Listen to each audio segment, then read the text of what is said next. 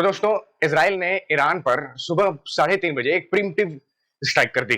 40 जगहों पर इजराइल ने मिसाइल स्ट्राइक की है, जिसमें 200 सुपर जेट्स इन्वॉल्व थे। सबसे डेंजरस बात क्या है, ईरान की कैपिटल तेहरान में स्ट्राइक हुई और उनके जो आईआरजीसी के टॉप कमांडर इन चीफ हैं और ईरानियन आर्मी के जो कमांडर इन चीफ हैं, दोनों को ही निपटा दिया।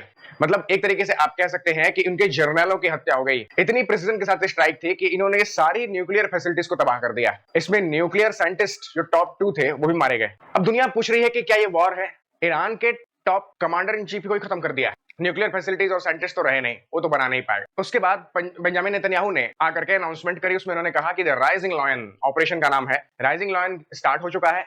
ईरान के न्यूक्लियर कैपेसिटीज पर हमला बोला है। पहले ही स्ट्राइक में इन्होंने लगभग सारी चीजें खत्म कर दी और उसके बाद ये कह रहे हैं कि ये खत्म होने तक जारी रहेगा। अब और क्या खत्म करना है? दोस्तों, एक बड़ी चीज इसमें सामने ही आई, मोसाद का रोल। आप देखिए, जब इजराइल ने ईरान के ऊपर एयर स्ट्राइक्स करी, उस समय मोसाद ने कहीं से इनके बैलिस्टिक मिसाइल के जो आर्सेनल्स हैं, जहां पर मिसाइल्स रखी हुई हैं, उनमें आग लगा दी और ये एक साथ फटफटा करके पूरी ब्लास्ट होना शुरू हो गए। लगातार ब्लास्ट सुने गए। तो कहने का मतलब है कि ये ईरान के अंदर से भी हुआ है, ईरान के बाहर से तो हुआ ही है। और इनका डिफेंस सिस्टम, इनका क्या ही कहने। ईरान के पास शायद S-300 है, रशिया का दिया हुआ, जो इजराइल की मिसाइलों ने डीप तेहरान में जाकर के मारा है। क्रूशियल स्टेटमेंट है यूएसए का। यूएसए ने कहा है कि हम इस हमलों में शामिल नहीं हैं, इसका हमारा दूर से कोई लेना देना नहीं है। आप जाने और इजराइल जाने। इस तरह इजराइल क्यों तमतमाया हुआ? ओमान में बात हो रही थी कि ट्रंप और ईरान के बीच में कुछ मीडिएशन की बात हो जाएगी, वो अपने न्यूक्लियर डेवलपमेंट को रोक देंगे। इजराइल क्या देख रहा था? इजराइल देख रहा था कि ये बात के समय ईरान का जो न्यूक्लियर डेवलपमेंट प्रोग्राम है वो लगातार चल रहा है। ये इतना टाइम क्यों ले रहे हैं? ताकि वो एक न्यूक्लियर आर्सेनल बना सके। यूएसए उधर बात करता रहेगा और इधर ये अपना प्रोग्राम डेवलप कर लेंगे। इजराइल ने आर देखा न पार ठोक दिया। ट्रंप तो दुनिया भर में ये कहते चलते थे कि हम वॉर रुकवाने के लिए आए हैं। भारत पाकिस्तान में उन्होंने ट्रेड के बल पे न्यूक्लियर वॉर रुकवा दी, शांति के अग्रदूत, जिसे बाद में इंडिया ने डिनाई किया कि ऐसा कुछ भी नहीं हुआ। इन्होंने तो रशिया यूक्रेन वॉर रुकवाने के लिए तरह तरह की चालें चली। न रशिया माना, न यूक्रेन माना। इजराइल हमास को भी ये बार बार कह रहे हैं कि रुको रुको रुको, और इजराइल ने हमास से बढ़कर के ईरान पर मिसाइल मार दी। तो कुल मिलाकर के जो ट्रंप के नोबेल पीस प्राइज पाने का प्लान है वो खतरे में दिख रहा है। दोस्तों, याद है आपको, जब इंडिया ने ऑपरेशन सिंदूर लॉन्च किया था, उस समय वाइस प्रेसिडेंट जेडी वांस ने स्टेटमेंट दी थी कि हमें इस वॉर से कोई लेना देना नहीं है। लेकिन जैसे ही नूर खान पर अटैक हुआ, अमेरिका इन्वॉल्व हुआ। तो मुझे लगता है कि ये सिर्फ कहने के चोचले हैं। जैसे ही इजराइल पर ईरान रिटेलिएट करेगा, ईरान जब इस वॉर में आगे बढ़ेगा, यूएसए बीच में आएगा ही आएगा। अब एक दूसरा पहलू देखिए, जनरल आसिफ मुनीर को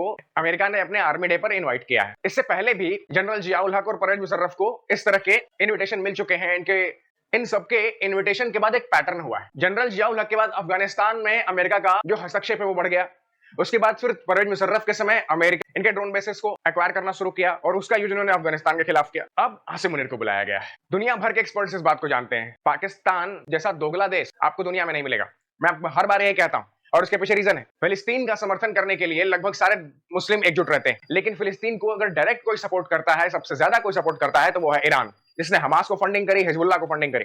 वो उसे हथियार प्रोवाइड करता है फिलिस्तीन के समर्थन में। लेकिन ये पाकिस्तान के सो कॉल्ड मुस्लिम उम्मा के लोग यही अब अपना असली चेहरा दिखाने वाले हैं, जब अमेरिका आसिम मुनीर से कहेगा कि तुम अपने बेस हमें दो, हमें ईरान के खिलाफ जंग लड़नी है। आप याद करके रख लीजिएगा, अगर ये वॉर आगे बढ़ती है ईरान के साथ, तो पाकिस्तान के एयर बेसेस का यूज किया जाएगा ईरान के खिलाफ। पाकिस्तान लिटरली मदद करेगा अमेरिका की। उस समय उसका जो मुस्लिम ब्रदरहुड, फिलिस्तीन का समर्थन, ये सो कॉल्ड की बातें हैं, ये धरी के धरी रह जाएंगे। डोनाल्ड ट्रंप का नोबेल पीस प्राइज का सपना चकनाचूर होते हुए देखें, और पाकिस्तान के लोग, उनकी आवाम एक बार को अपने जर्नलों से ये नहीं पूछती कि जिस फिलिस्तीन दबाग तुम अलापते हो, उधर यूएस की तुम मदद बिहाइंड द बैक क्यों करते हो? दोस्तों, इस दुनिया में बिना फायदे के कोई आपको फायदा नहीं दे सकता। यूएसए का भी सेम यही प्लान है। क्या ईरान रिटेलिएट करेगा? मुझे नहीं लगता कि ईरान के पास इतनी कैपेबिलिटी है। इजराइल का कुछ बिगड़े भी, ईरान के पास कोई पक्का एयर डिफेंस नहीं था। इजराइल के पास एयर डिफेंस की पूरी फौज है। उनके ड्रोन अटैक्स और मिसाइल स्ट्राइक जैसे पिछली बार हुआ था, वैसा ही होगा।